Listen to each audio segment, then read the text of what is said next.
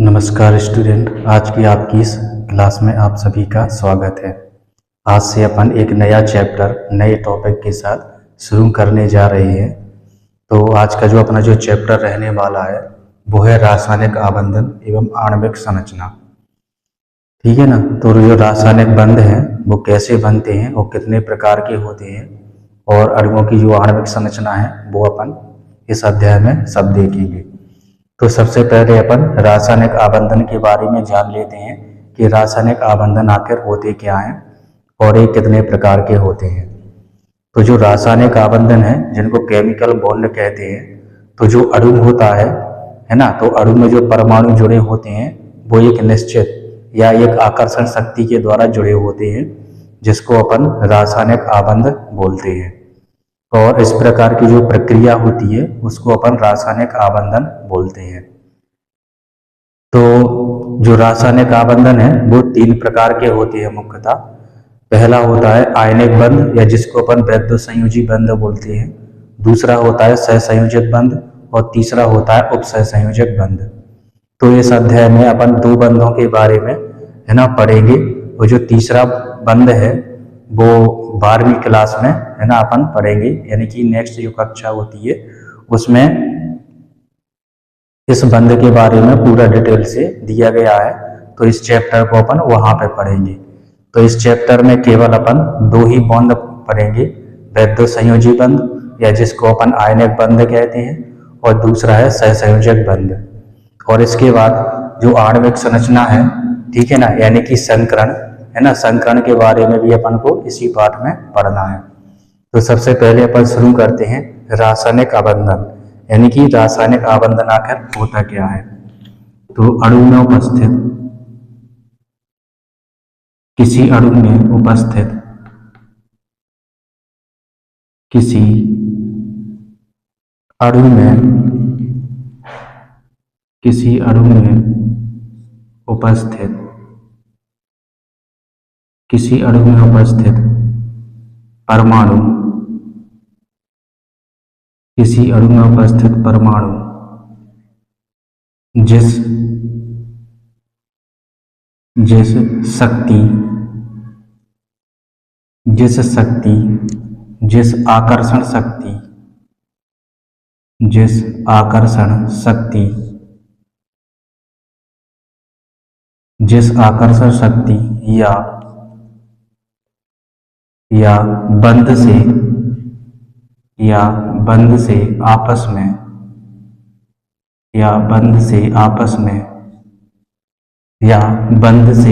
में जुड़े होते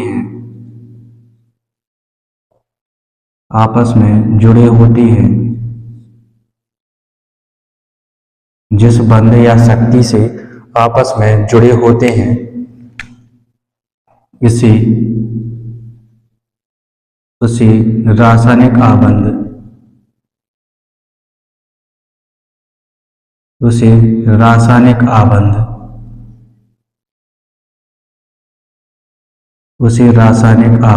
कहते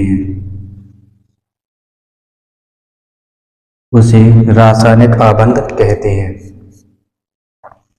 इसे रासायनिक आबंध कहते हैं। तथा इस रासायनिक बंध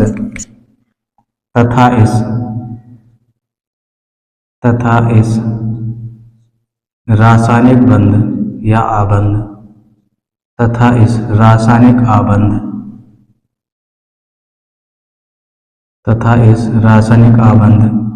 बनने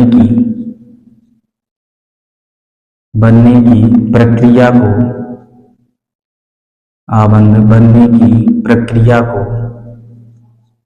रासायनिक आबंधन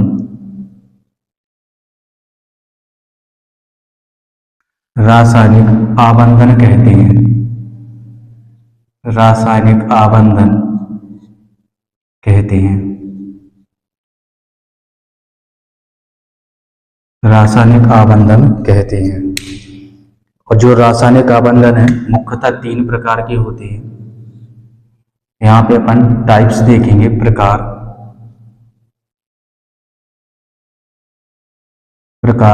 तो जो रासायनिक आबंधन है ये 3 प्रकार के होते हैं।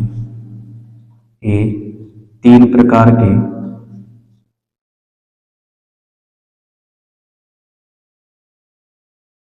होते हैं।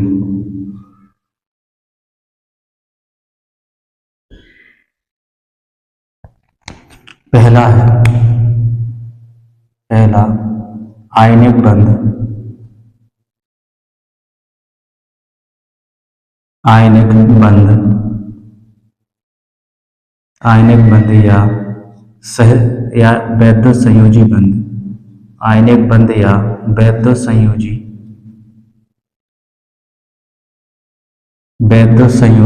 बंध।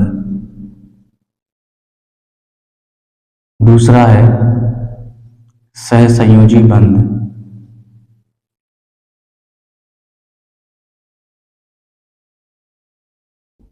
सहसंयोजी बंध। और जो तीसरा होता है उपसहसंयोजी बंध।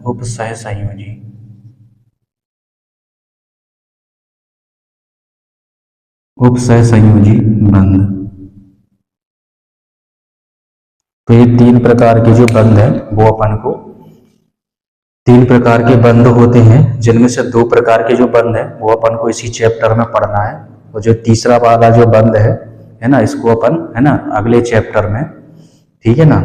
इसका पूरा चैप्टर उपसहसंयोजी बंध का पूरा चैप्टर दिया गया है ना, तो उसमें अपन इसको पढ़ेंगे।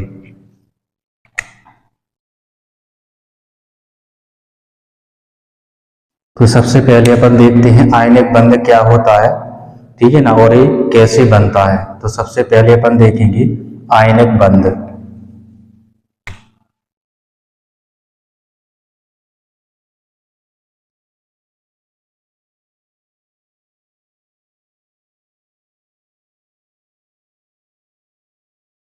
आयनिक बंध।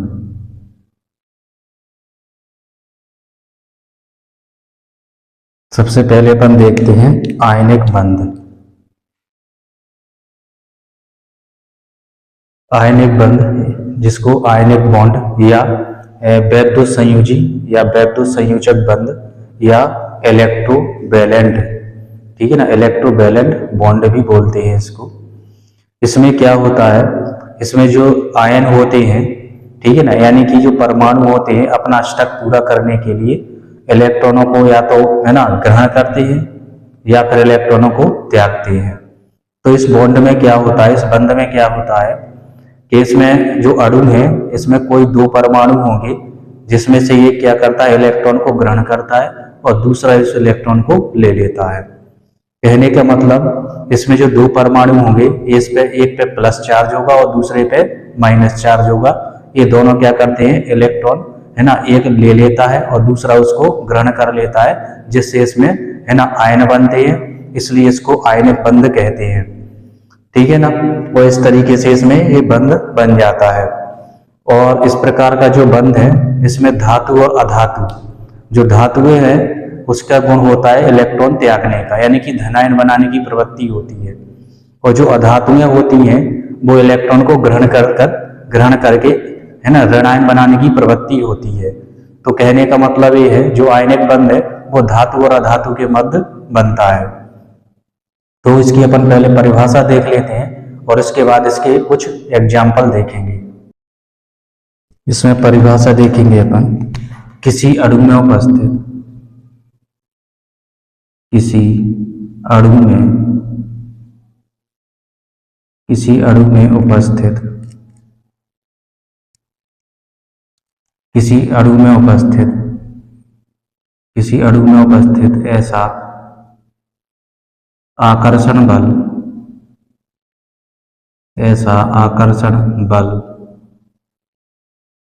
जो धनायनों एवं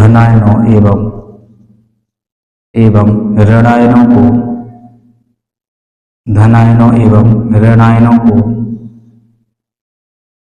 एक साथ बांधता है,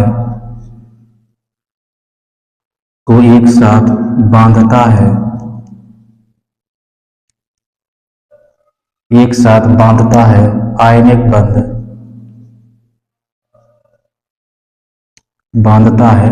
बंध।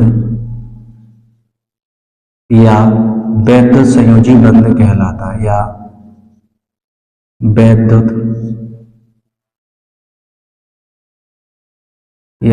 वैद्युत संयोजी बंध कहलाता है, वैद्युत संयोजी बंध कहलाता है। और इस प्रकार के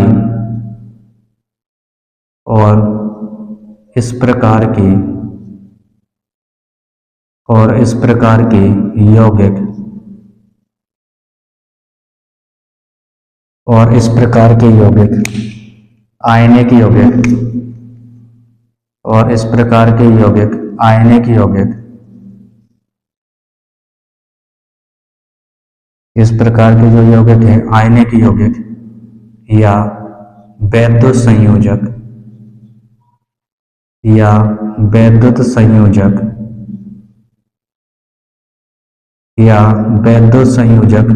यौगिक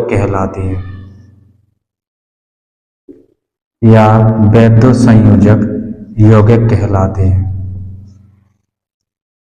ठीक है ना।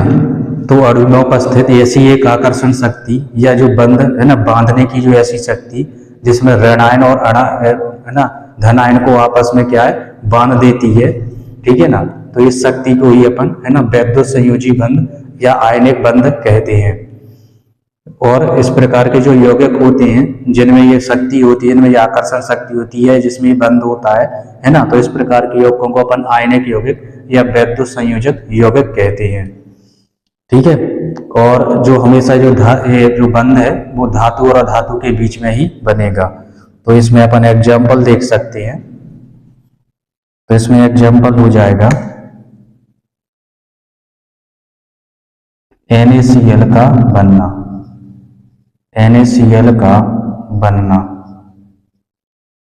NaCl यानी कि सोडियम क्लोराइड क्या है, एक वैद्युत संयोजी यौगिक यानी कि आयनिक यौगिक होता है। इसमें बंध का निर्माण कैसे होता है, जो सोडियम है, ठीक है ना, सोडियम के पास है ना जो बाहरी जो कोष होता है उसमें एक इलेक्ट्रॉन होता है, जिसे क्या है बड़ी आसानी से आराम से इसको त्याग देता है। और क्लोरीन के है ना लास्ट कोष में 7 इलेक्ट्रॉन होते हैं, यानी कि इसको एक इलेक्ट्रॉन चाहिए होता है, तो ये क्या करता है, ये सोडियम से उसको ग्रहण कर लेता है और इसमें ये NaCl है ना बंध बन जाता है। तो यहाँ पे अपन देखते हैं, यहाँ पे देखेंगे अपन ये सोडियम है, सोडियम इसका जो परमाणु इलेक्ट्रॉनिक वितरण वही होता है 2, 8, 1। यहाँ पे क्लोरीन है ना, तो क्लोरीन का होता है 2, 8 और 7। तो ये क्या करता है, यहाँ पे ये बंध बना करके ये क्या बना लेगा, NaCl बना लेता है, ठीक है, NaCl बना लेता है। इसके पास लास्ट में एक इलेक्ट्रॉन होता है, ठीक है, और इसके पास में 7 होते हैं, 1, 2, 3, 4, 5, 6 और 1, 7। तो ये क्या करता है, एक इलेक्ट्रॉन को वो इसको दे देता है। यहाँ पे ये जो इलेक्ट्रॉन है यहाँ पे आ जाता है, ये इसको त्याग देता है, उसको ये ग्रहण कर लेता है। और जब इस तरीके का करता है, ठीक है ना, तो इस पे आ जाएगा प्लस चार्ज, इस पे प्लस चार्ज आ जाता है, इस पे प्लस चार्ज आ जाएगा, और इस पे क्या आ जाएगा, Cl, इस पे माइनस आ जाता है, इस पे प्लस आ जाएगा और इस पे माइनस आ जाता है। यानी कि इसमें क्या होता है, इसके पास जो इलेक्ट्रॉनिक वितरण है वो 2 और 8 होता है इसका, और क्लोरीन का जो इलेक्ट्रॉनिक वितरण है वो हो जाता है 2, 8 और 8, ठीक है ना। एक इलेक्ट्रॉन इसने त्याग दिया और इसने क्या कर लिया, ग्रहण कर लिया, ठीक है। तो इस तरीके से ये जो बंध बनता है वो बनेगा Na+ और Cl-, या इसको अपन ऐसे लिख सकते Na और Cl। इस तरीके से ये बंध बन जाता है। ये सोडियम परमाणु है, ये सोडियम परमाणु,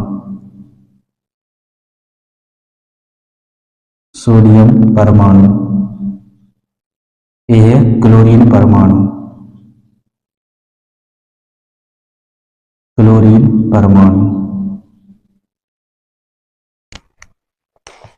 इसको करेंगे, कहेंगे हम सोडियम आयन या सोडियम धन आयन, सोडियम धन आयन।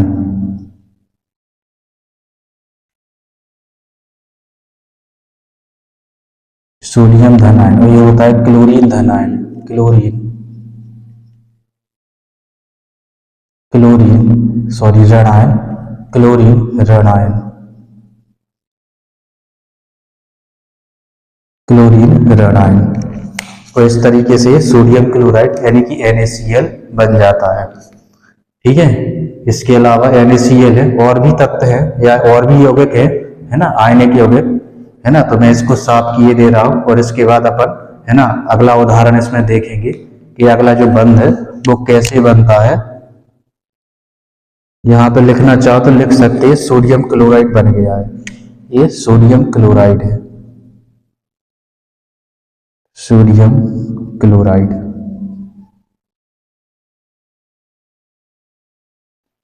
तो इस तरीके से सोडियम क्लोराइड बनता है। मैं इसको साफ किए दे रहा हूं, इसके बाद और उदाहरण अपन देखेंगे। इसके बाद अगला उदाहरण है MgCl2। अगला एग्जाम्पल हो जाएगा MgCl2, मैग्नीशियम क्लोराइड। तो इसको बनाएंगे अपन, यहाँ पे मैग्नीशियम इलेक्ट्रॉनिक वितरण 2, 8, 2। इसी प्रकार क्लोरीन, यहाँ पे 2 है क्लोरीन है ना, तो 2 क्लोरीन लिखेंगे अपन, यहाँ पे 2 है क्लोरीन। ठीक है ना, तो यहाँ पे अपन को 2 क्लोरीन लिखना रहेंगे, एक क्लोरीन यहाँ पे और एक क्लोरीन यहाँ पे नीचे। इसका भी इलेक्ट्रॉनिक वितरण लिख देंगे 2, 8 और 7। क्लोरीन के है ना बाहरी कोश में 2 इलेक्ट्रॉन है, तो 2 इलेक्ट्रॉनों को यहाँ पे व्यवस्थित कर देंगे इस तरीके से, 2 इलेक्ट्रॉनों को इसको व्यवस्थित कर देंगे। इसको थोड़ा नीचे लिखे दे रहे, 2, 8, 2। एक इलेक्ट्रॉन इसका यहाँ पे और एक इलेक्ट्रॉन इसका यहाँ पे। क्लोरीन के पास 7 है, तो 7, 1, 2, 3, 4, 5, 6, 7। इसी प्रकार यहाँ पे 1, 2, 3, 4, 5, 6 और 1, 7। ठीक है, इनके इलेक्ट्रॉन लिख दिए।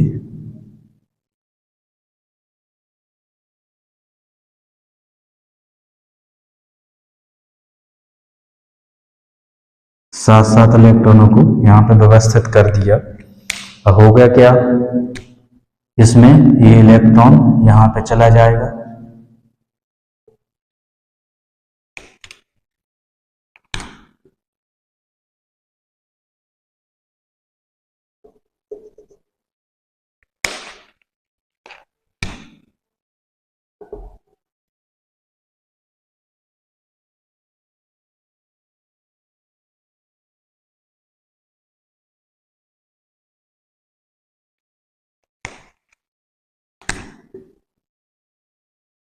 इस तरीके से ये इलेक्ट्रॉन यहाँ पे चले जाएंगे।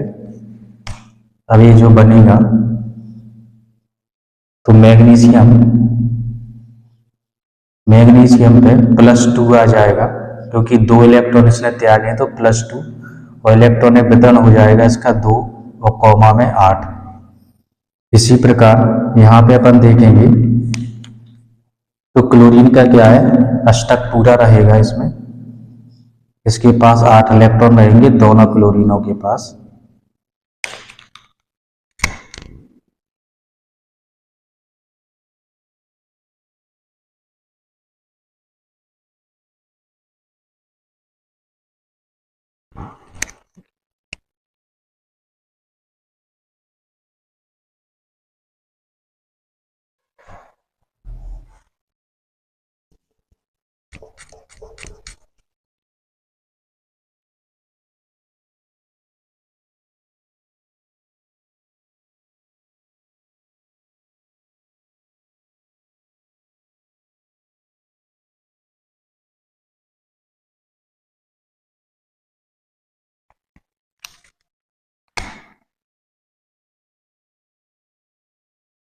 तो इस तरीके से ये MgCl2 बन जाता है।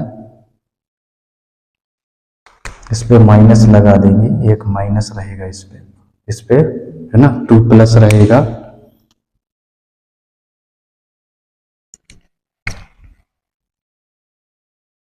इसके बाद ये जो बन जाएगा, ये बनेगा Mg2+।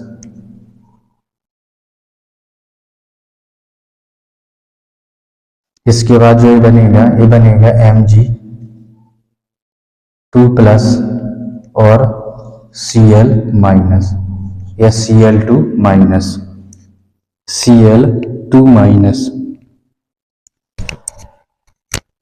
यहाँ पे भी 2- रहेगा इसमें। और जब ये बनेगा है ना नीचे, तो इसको ऐसे भी लिख सकते हैं MgCl2। तो इस तरीके से ये मैग्नीशियम क्लोराइड क्या है, बन के तैयार हो जाता है। ठीक है, तो ये इस तरीके से बनता है, ये वैद्युत संयोजी बंध होता है। इसी प्रकार एक और उदाहरण अपन ले सकते हैं इसमें MgO का। ये मैग्नीशियम क्लोराइड है, इसी प्रकार MgO यानी कि मैग्नीशियम ऑक्साइड भी बनता है ना। तो उसको भी अपन देख लेते हैं कैसे बनता है। मैं इसको इरेज किए दे रहा हूं। अगला एग्जाम्पल देखें इसमें MgO का। MgO यानी कि मैग्नीशियम ऑक्साइड। मैग्नीशियम ऑक्साइड का देखेंगे, मैग्नीशियम का पुनः वही हो जाएगा 2, 8, 2 प्लस में रहेगा इसमें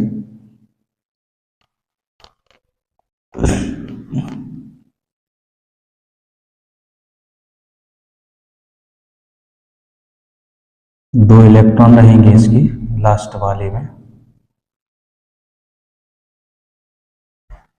इसके बाद ऑक्सीजन परमाणु इलेक्ट्रॉन बनते हैं 2, 8,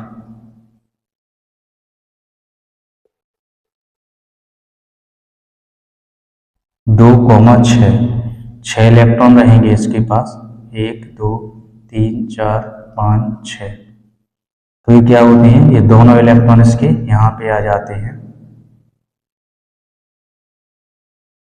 तो ये क्या बन जाएगा, ये बनेगा Mg2+, इलेक्ट्रॉन वितरण 2, 8 हो जाएगा। और इसके बाद ऑक्सीजन पे 1, 2, 3, 4, 5, 6 और 2 इलेक्ट्रॉन इसके आ जाएंगे मैग्नीशियम के। तो 2 इलेक्ट्रॉन ये आ गए इसमें। ठीक है, तो ये 2- बना लेता है, ये 2- बनाएगा। इलेक्ट्रॉनिक वितरण इसका हो जाएगा 2, 8।